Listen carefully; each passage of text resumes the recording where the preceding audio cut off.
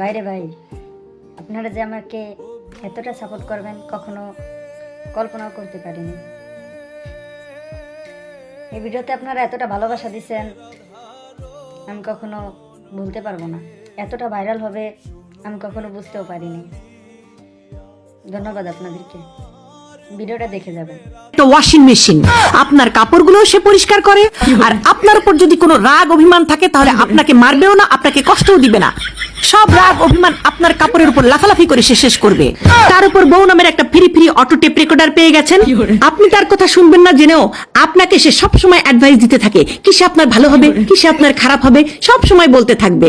আপনাকে নিয়ে সারাদিন যে চিন্তা করে, প্রতি সপ্তাহে খুব বড় সড়ো করে আপনাকে একটা বাজারের লিস্ট ধরিয়ে দেওয়া হয় যাতে আপনি কম খরচে কিভাবে বেশি জিনিস কিনতে পারেন। তারপরে আপনার নিজের ঘরে আপনি রাত 10টার পরে ঢুকতে পারবেন না, সেই জন্য একটা বউ নামের দারোয়ান আপনি পেয়ে গেছেন। বউয়ের সাথে সাথে শ্বশুর শাশুড়ি শালা শালি পেয়ে গেছেন, যারা অপরিচিত হয়েও আপনার খুব আপন হয়ে গেছে। তারপর পেয়েছেন একটা বাচ্চা।